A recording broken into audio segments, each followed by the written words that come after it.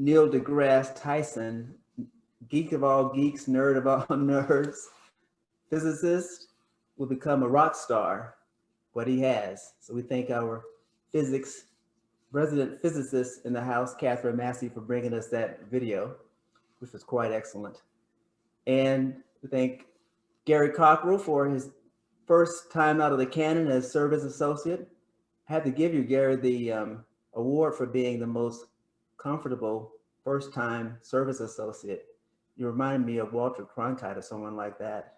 Maybe I should give it maybe a more up-to-date newscaster, but you're doing great. And of course, we thank Sarah for being our tech guru. Well, I'm trying to do a few things different these days. I have some new technology that you can't see in front of me and trying to do some different things with my preaching. So I want to just ask you to bear with me and hold on to your horses today. So let me just click this.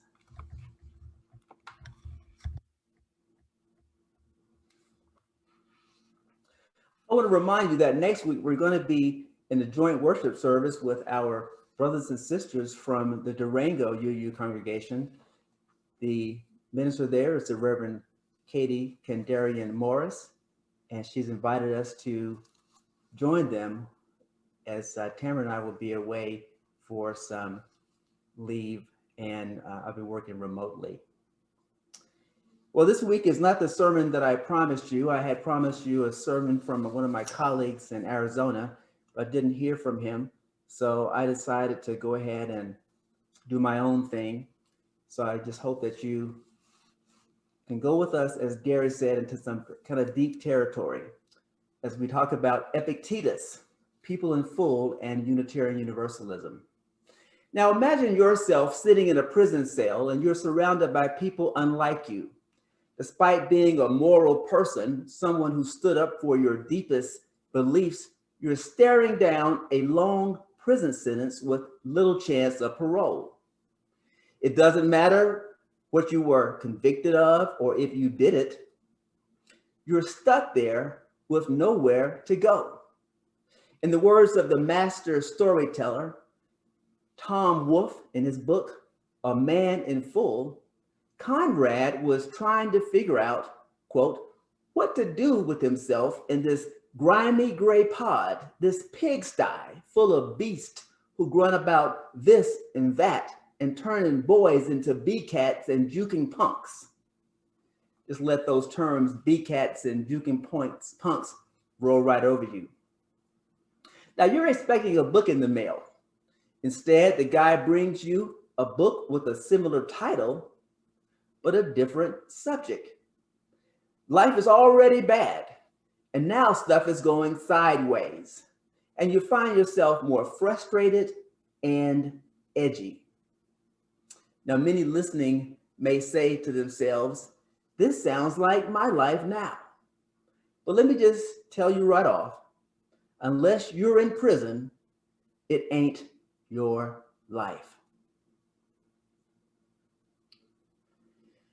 I see similarities between living in COVID time and prison time. In COVID times, things turned sideways. They're not just sideways, things and people have gone underground or evaporated before our very eyes. I'm speaking about the 534,000 deaths that have left an indelible mark on our nation's fabric. Here in Doña Ana County, there have been 408 deaths. And it just ticks me off when I reflect on the amazing lives that could have been saved if he had merely attempted a national plan for curtailing the spread of coronavirus. I watched many national news features about how the deceased lived, their dreams, their impact on their families and communities. And I get overwhelmed by the magnitude of the loss. It just shakes me to my core. Now back to the story. You're in the pod and a man delivers a book about the Stoics. Who are the Stoics and Epictetus? And how do you even pronounce that name? It's sort of like Kalani. Is it Epictetus, Epictetus, Epictetus? But you read Epictetus's words, and suddenly your world opens up. Your mind sees the world in ways never seen before. And you're thinking. Epictetus began by assuming this: life is hard, brutal, punishing, narrow and confining, and a deadly business. And for him, fairness and unfairness were beside the point. You could say that's worlds from Unitarian Universalism. You'd be right. UUs see the glass as half full. Life is full of promises. It has unending horizons. It's life-affirming, open-ended, and fair. But most of the planet's population sees the world through Epictetus's lenses. Almost half of the world's population, over 3 billion people, live on less than $2.50 a day. Now that might be too global for some of us. So you say, what about Las Cruces? I'm glad you asked. 30% of our citizens live below poverty. The top 20% own 49% of the income. 7 out of 10 Black children live in poverty. 4 out of 10 Latino children live in poverty, whereas only 2 of 10 white children live in poverty.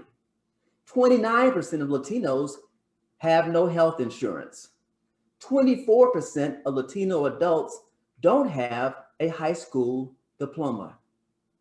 For these people, the stimulus check is already drastically late. The financial guru Michelle Singletary says the stimulus will cut child poverty in half. It is a hand up, not a hand out. Unfortunately, Republicans rejected that idea. The economist Heather McGhee argues, had America adopted policies to close the Black-white economic gap 20 years ago, the US gross domestic product, that's all that we produce, would be an estimated $16 trillion higher. That's 8 times the cost of Biden's stimulus package. Now, if you were living as a UU among the Romans as Epictetus, you'd be an outsider, living on the margins, treated as a member of a lower caste, and dealing with punishing circumstances. You'd be banished or fed to the lions. Talk about a committee of 3. Life for you wouldn't be no crystal stair, as poet Langston Hughes wrote in 1922. So given our value system as UUs, why then are we living so frantically these days? And I'm not referring to the precautions required because of coronavirus. We must remain safe and honor the CDC guidelines if we're to survive this thing. I'm talking about the general dis-ease, anxiety, and panic we have created. People are squeezing their neighbors, racing to get the vaccine of all things. There's plenty to go around, but it takes time. It takes time. Things in New Mexico have gotten so bad, we made the national news. Why? There's massive cheating with people shortcutting vaccination lines. The governor now imposes strict fines on persons caught circumventing the vaccine distribution system. She was forced into it. We've witnessed a breakdown in how we're treating one another. The Reverend William Barber argues that we've allowed a breach to develop between America's promises, and what it delivers. In real time, we see it right before us. Young people dressing up as senior citizens trying to get the vaccine. Folks willing to pay hundreds of dollars, even thousands, to jump ahead. New Mexico ranks as the 36th most populated state, but we're number one in coronavirus cheating. Even with our sparse population, we're acting like we live in a crowded city and sacrificing each other to get a shot. When I look outside, I see open land, beautiful mountains, big sky. Yet it seems we're living in a grimy gray pod full of beasts who are grunting about this and that. As Reverend Barber said, we need to be repairers of the breach. Repairers of the breach. Epictetus was a Greek philosopher. He had been stripped of everything, imprisoned, tortured, enslaved, threatened with death. And Epictetus looked his tormentors in the eye and said, "You do what you have to do, and I will do what I have to do, which is to live and die like a man." And he prevailed. How do we contemporary UUs look our current situation in the eye and not fall prey to the individualist attitude? Remember, we are a community. And how do we remember our core UU values and principles and resist the temptation to act as lone rangers? Kathy Baines, Clayton Flowers' daughter, told me something recently. Her family had to shame the Department of Health in Doña Ana County to get Clayton his shots. Our patriarch, 105 years old, awaiting his shot in the back of the bus. It's a shame. Who knows what year Rosa Parks was arrested for refusing to sit in the colored section of the bus? 1955. Is it time for what Barber calls the fourth civil rights movement? This beacon of light, a model citizen of Las Cruces, fellow Tuskegee Airman, defender of the Constitution, squeezed out by younger New Mexicans. So I hope you see now why I say this is a civil rights and a justice issue. We've got to be repairers of the breach. Most of us believe science. Well, the CDC and Dr. Fauci say we need to calm down. What can we learn from these ancient people called the Stoics, who lived 2,000 years ago? Well, the philosopher Epictetus said, each of us considers what is in keeping with his character. And I'll amend that to say their character. The question becomes, what does UU character look like? I know some people tired of hearing me say this, but I'm going to say it, and I'm going to say it, and I'm going to say it. Love is the guiding principle of UU character. We've got to convey love in all that we do. We've got to convey it. We must care for each other. Our mission at the church is to create a loving community, not an unloving community. Care for each other. We're not beasts turning boys and girls into bee cats. We're people guided by transformation and justice. I shared the following story with the board a couple of weeks ago. So let me share this story with you. Tamara and I were hunting recently in Central Texas, and our guide was a 36-year-old white man who was a native of the town that we were visiting, Mason, population 2,115. We noticed that people would stop and speak to him and didn't acknowledge us, even though we were sitting or standing right beside the man. So a day after this first happened, Tamara said to Bobby, the guide, "I don't appreciate Gary coming over here, having this long conversation with you, but not speaking to us. We're here as his guest, his clients, and he and his wife can't bring themselves to utter a simple hello. What is that about?" So Bobby gave this lame excuse about the man focusing on this lax coworker. But then he said, yeah, he probably is a racist.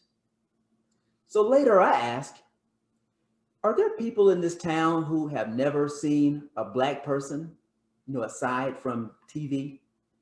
And he began sharing the town historically had 2 Black families, and everyone knew those families. Now we have more than 2 Black families in Las Cruces, but truth be told, the population is only 2.8% African American.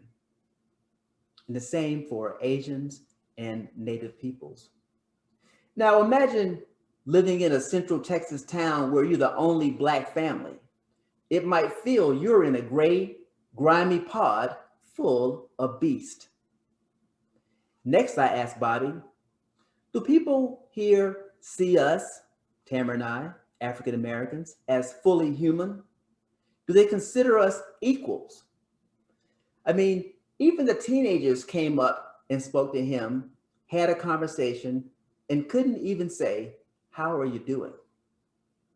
So without saying, this is Bobby, we really don't consider you fully human and definitely not equal. He began talking about racism in Mason, Texas, and how he didn't care about the color of people's skin. Who am I to judge his response? No one. In the New York Times op-ed titled Our Economy of White Resentment, Heather McGee, an economist, provided the real answer. Before the 1963 March on Washington, white support for guaranteed jobs and minimum living standards was 70%. After President Johnson signed the Civil Rights and Voting Rights Acts, that number dropped to 35%, and it remains at an all-time low. She called, quote, racial resentment the key uncredited actor in our backslide, end quote. You see, they believe that when people of color rise, whites sink. The truth is, when people of color rise, everyone rises. Our UU values guide us to respond in love. So I just listened to Bobby trying to understand. Who's calling you to listen at this moment? Who do you understand yourself to be? And who are we as a beloved community? How do we allow our sense of character to lead us as we wait in line? You see, the people in the front of the line are just as human as the people behind them, and they're just as equal. I say in all things, calm down, breathe, be less anxious, take the long view, be people in full, and remain committed to values and principles. I pray, as the beautiful chorus sang, let us be brave and let us see our choices clearly. In A Man in Full, Epictetus said he wanted to count himself not as an ordinary thread in the tunic, but as the purple, that touch of brilliance that gives distinction to the rest. May we all count ourselves as the purple, the color of humility, the color of royalty. When the deputies announced the end of pod time, our main character, Conrad, gathered up the folios of the Stoics, his letter, his writing tablet, his ballpoint pen, and walked to his cell with his shoulders back and his head high. May we maintain our character, practice humility and gratitude, and hold our shoulders back, keep our heads high as we continue along in COVID time. Amen. Ashe, and may it be so.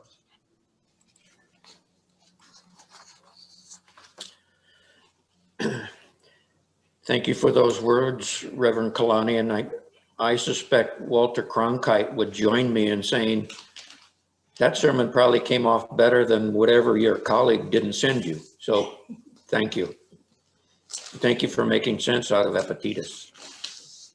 Thank you, sir. Despite the fact that we